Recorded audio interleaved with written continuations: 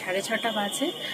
আর তো খুব ইভিনিংয়ের আজকে খুব সুন্দর ওয়েদার, আর কিন্তু প্রচণ্ড গরম। আজকে মোটামুটি সারাদিন খুব একটা বৃষ্টি হয়নি, মানে খুব একটা হয়নি আজকে বৃষ্টি, মানে ঝিরিঝিরি বৃষ্টি হয়েছে, খুব মুষলধারে যে বৃষ্টি হয়নি।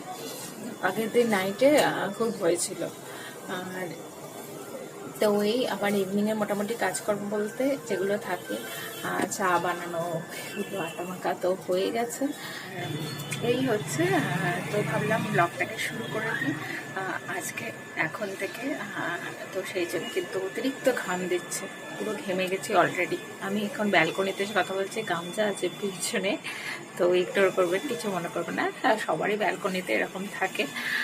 আর এই তো গাছগুলো দেখতে পাচ্ছেন এত সুন্দর হয়ে উঠেছে। বর্ষাকালে আসলে গাছ প্রচণ্ড বাড়ে, মানে বৃষ্টির জলে একটা অন্যরকম সুন্দর হয়।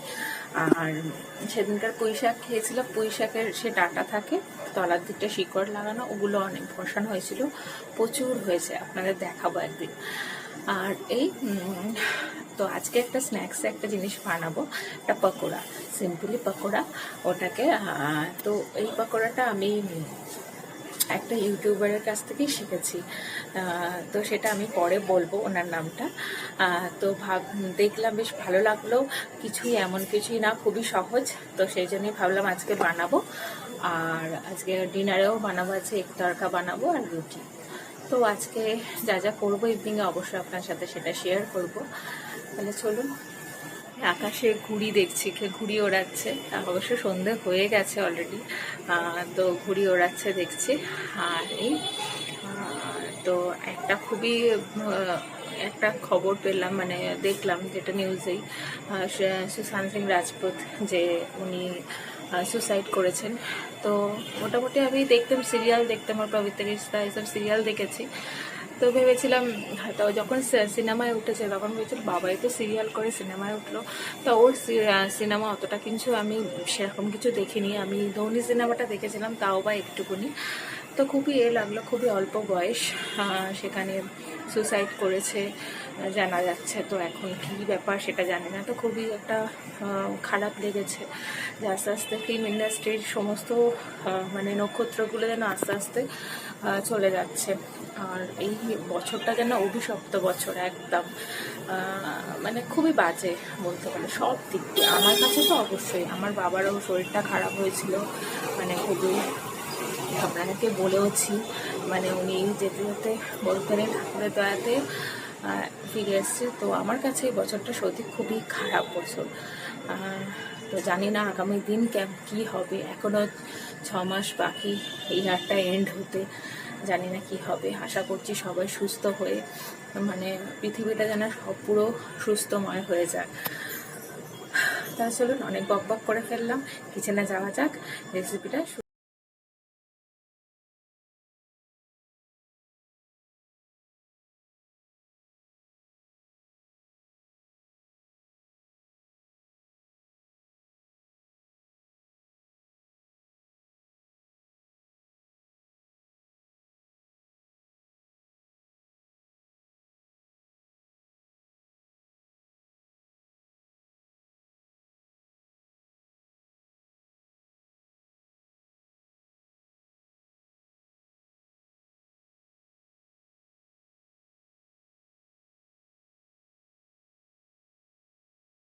আলু সিদ্ধ লাগবে, এগুলো লাগবে। তো আমি পেঁয়াজটাকে প্রথমে কেটে নিচ্ছি ছোটো ছোটো করে, কুচি কুচি করে।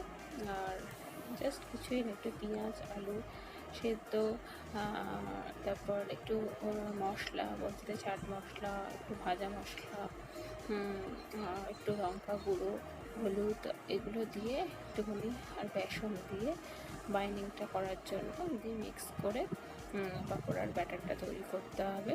এই যে আলু সিদ্ধগুলো আমি দিয়ে দিলাম, আলুটা আমি সিদ্ধ করে রেখেছিলাম। তো এবার একটু পেঁয়াজ দিয়ে দিচ্ছি, আপনারা চাইলে ধনেপাতা এগুলো সব দিতেই পারে। এইসবগুলো দিয়ে পাকোড়াটা তৈরি হবে। তো আমি এটা দেখেছিলাম, একজন ইউটিউবার আছে, ইন্ডিয়ান মম ওয়ার্ল্ড বাই নিলাম, ওনার ব্লগ আমি খুব ফলো করি। তো উনি পাকোড়াটা বানিয়েছিলেন, তো দেখে বেশ ভালো লাগলো।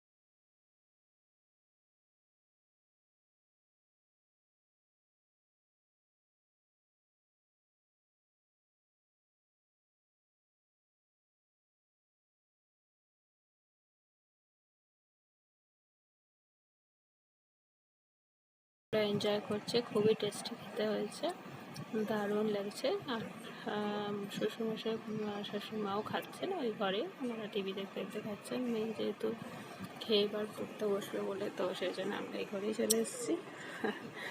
তো ওই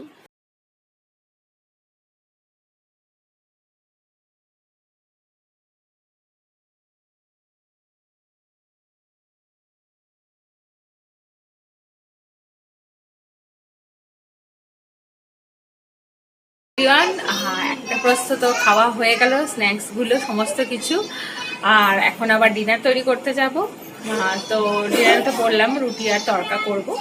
তাহলে চলুন ডিনারটা করা যাক। আর প্রচণ্ড গরম, ঘেমে টেমে গেছি অলরেডি, হাওয়া লাগছে না। তো এই তাহলে চলুন। আর যে তাতে ডিনারটা বানিয়ে নিই, তাড়াতাড়ি না, এখন অবশ্য 9:30 বাজতে যায়। তো বানিয়ে নিয়ে, আর সিনেমা দিয়েছে ভালো। তো সুশান্ত সিং রাজপুতেরই একটা সিনেমা দিয়েছে কেদারনাথ, তো আমি দেখিনি। তো ওটা দেখবো এখন। ওটা ডিনারটা ওই জন্য তাড়াতাড়ি তৈরি করে নিই। তাহলে চলুন।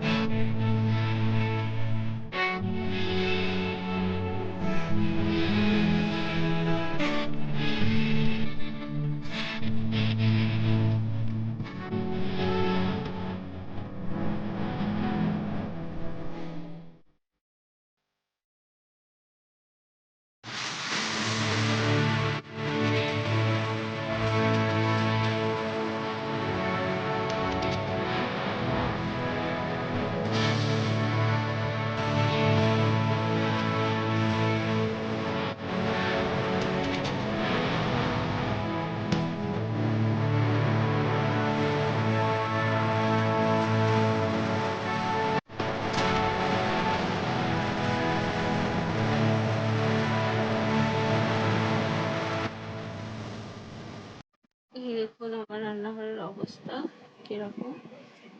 রান্না বান্না করার পর সত্যি এবার এগুলোকে ক্লিন করতে হবে, তো ক্লিন করে নিই। তো আমার রান্নাঘর পরিষ্কার হয়ে গেছে। তো রান্নাঘর পরিষ্কার করে নিলে বেশ ভালোই লাগে, সকালবেলা রান্নাঘরে রান্না করার এনার্জিটা পাওয়া যায়, তাই না? আমি প্রতিদিনই অবশ্য রাত্রিরে পরিষ্কার করে নিই।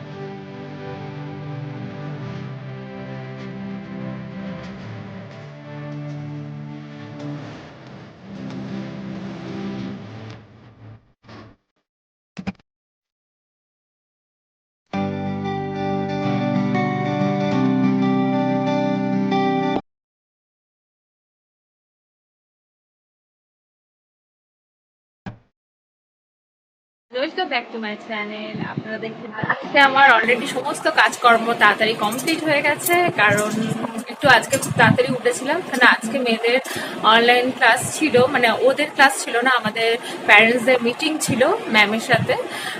তো সেই জন্য একটু তাড়াতাড়ি ছিলাম, 10:30টায় মিটিং ছিল। তো এখন অলরেডি 11:30 বেজে গেছে, মিটিং ওভার হয়ে গেছে, আমাদের 11:05 মধ্যে কমপ্লিট হয়ে গেছে। তো আমার মোটামুটি সব কাজকর্ম কমপ্লিট হয়ে গেছে আজকে, খুবই তাড়াতাড়ি, বেশ হ্যাপি লাগছে। তাড়াতাড়ি কাজকর্ম হয়ে গেলে বেশ হ্যাপি লাগে।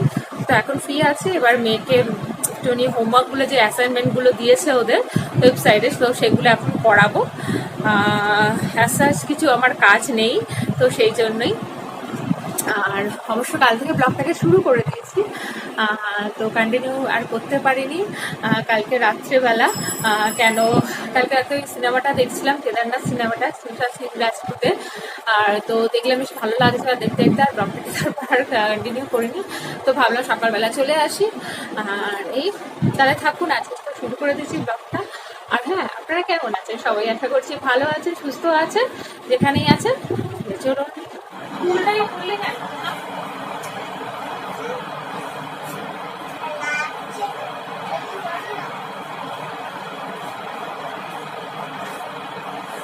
আমি একটা কলা খাচ্ছি।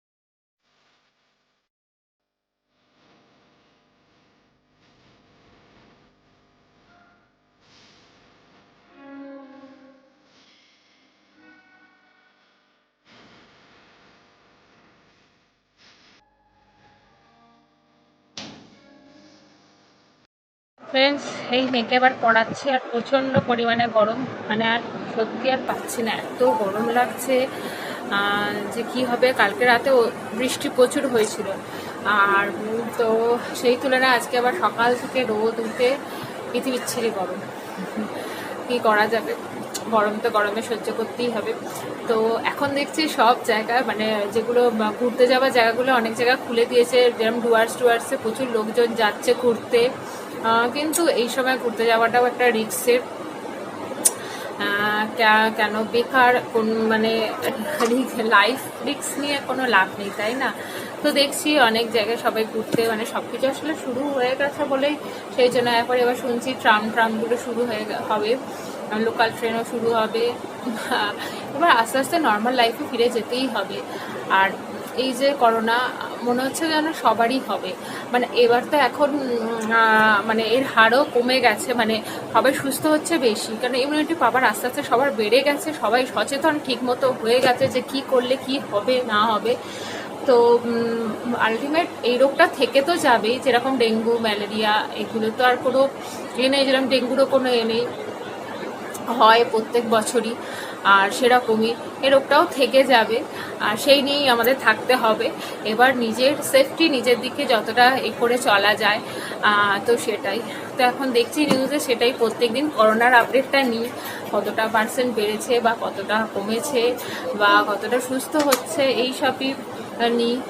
তো এই, আর কবে যে বাড়ি থেকে একটু খোলা নিঃশ্বাস হয়ে বেরোবো, ঘুরতে যাব বা একটু শপিং কিছু করব কে জানে। তো নেক্সট মান্থে ইচ্ছা আছে, আমাদের এখানে একটা এমবাজার আছে, তো সেখানে যাবার ইচ্ছা আছে।